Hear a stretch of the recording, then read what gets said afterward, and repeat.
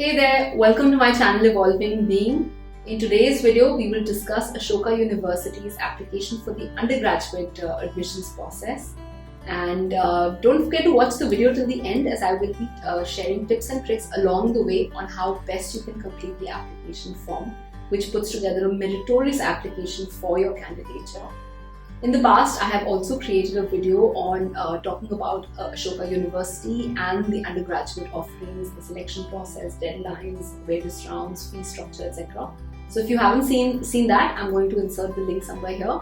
Have a look at that as well. And don't forget to hit the like, share and subscribe button if you find this video helpful. So on that note, let's get started.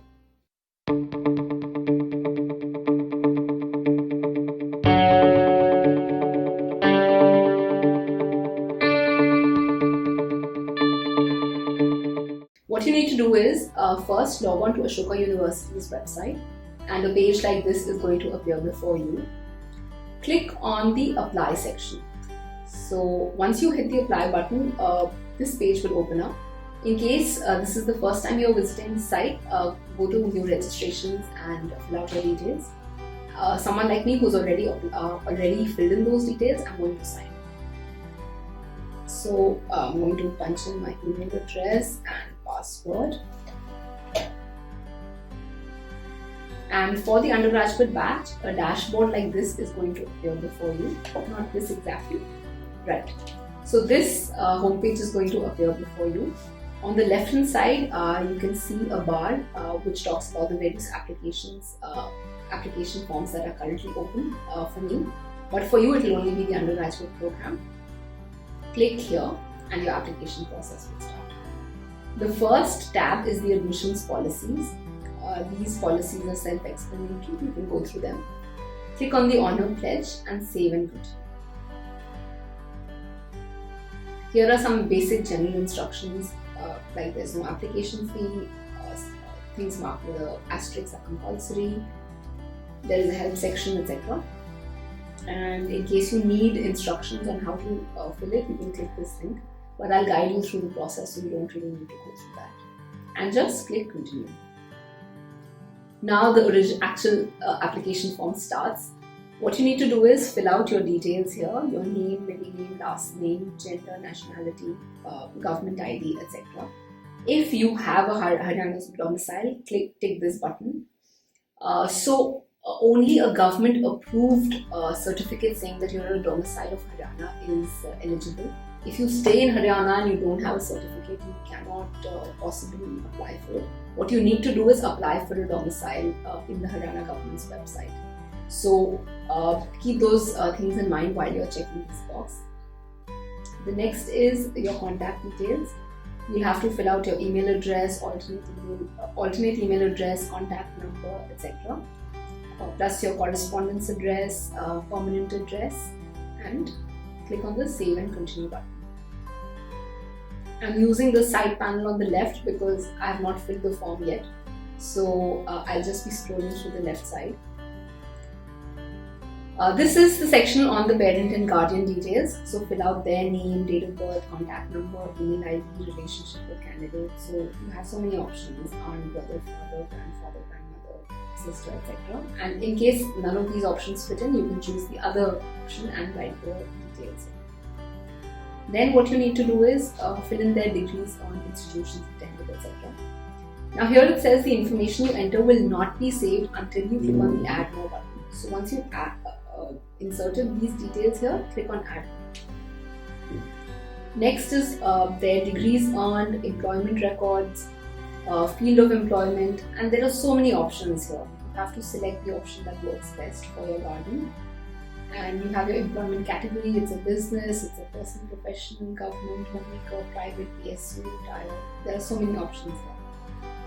Also put in their gross annual income, and this is a mandatory section, as you can see. And there are various brackets that are given, so you can choose the bracket that works best for them. There are the various options. Also provide details on the guardian's occupation, including their position and a brief description. So this is optional, but you can take, say, around 100 words and fill those details in. You also have guardian parent tools details. These are the same as the first guardian details, so you can again replicate that for your second guardian. Here, one guardian details are mandatory, you can see. First name is important. The second guardian details are not mandatory, so there's no asterisk here. Let's move to the next section, which is other relevant information. Here, the first question they ask you is, have you lived outside of India for at least a year? If you have, tick yes, and if you haven't, no. Your language proficiencies, please add the languages that you know. And the various levels of proficiency include basic knowledge, conversant, or proficient. You also need to,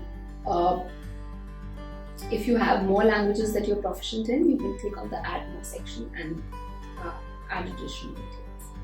There's also a section on siblings, so they do want to know if you have any siblings. So if you click yes, then this opens up. You can mention 1, 2, 3, 4, how many other siblings you have. Put in their name, last name, what they're doing currently, if they're studying or they're working, and where they're working, etc.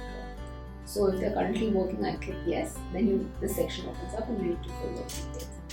If they are not working, then you can fill whatever section is applicable for you. Then you move to the academic section. The first is class 10th results. Choose the board, choose the state, the school that you attended, the city that your school was in, and the year in which you completed it. In case your option is not in the drop down, click other and this section will open up and you can specify the school attended like that. For your final year results, they have clearly mentioned that mention your subjects carefully, as you will not be able to edit or add to your subject list later, and do not fill NA in any of the mandatory fields. So they don't want you to just fill NA. Be careful of that. Mention your subjects like English, history, maths, or whatever your subjects are. Include the school grades and the maximum possible grade and your applicant score, and attach the mark sheet if you have. Same is applicable for your class 11th application form. Fill in the board, state, school attended, city, year of completion, and again your subjects, and the instructions are saying do not fill in. Next is your class 12th results. So the details above are similar. However, there's a new question. Do you have your class 12th or equivalent exam results released by your board? If it's no, then then the result, it doesn't apply. So you have to choose your board first. You can't just say yes or no simply. You need to fill in a lot of these details. Then you have to attach your mark sheets. If unavailable, attach an official letter issued by your school listing your marks and grades. So you need to attach this as well. And in this space, in no more than 100 words, add stuff related to your academic journey. If there are any awards, recognitions, achievements, co-curricular projects, etc. So do mention it here briefly. And also, if you have studied maths, maths is important because there are certain courses in which you can only take up those courses at Ashoka if you have maths in your 11th. So this question becomes very important. Next is your standardized tests. So there are two standardized test details that you can fill in this form. The first is your SAT score. In case you have written the SATs, then you can submit it here. And also, Ashoka is recognized by the College Board. The code is 7343. So you need to submit that code and send your official transcripts to Ashoka for your SAT exam. Also, you need to fill in those details here. So put in the most recent date, your email ID, etc. And here, keep one thing in mind, Ashoka accepts super scores for SATs, but it does not accept super scores for ACTs. Very important aspect to keep in mind.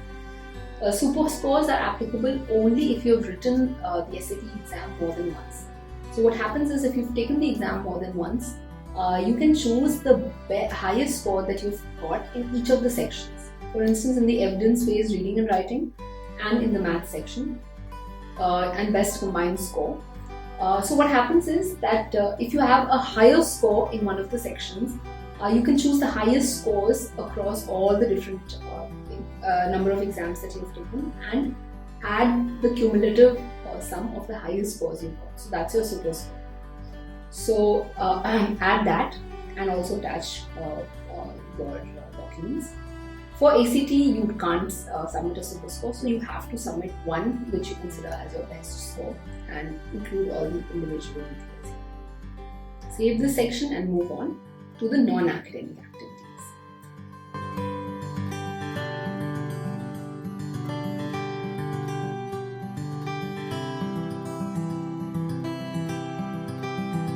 So I understand this is a very exhaustive application form. It requires a lot of due diligence, a lot of documentation, following up and writing several drafts of the essays as well. It can be quite daunting given the fact that you're also probably writing your final exams or handling a whole bunch of other things at home. So in case you need help and support in filling out the form or thinking through your essays or how you should approach certain sections of the application, feel free to write to me on the email address given below, and I'll be very happy to help you. All the best and see you in the next video.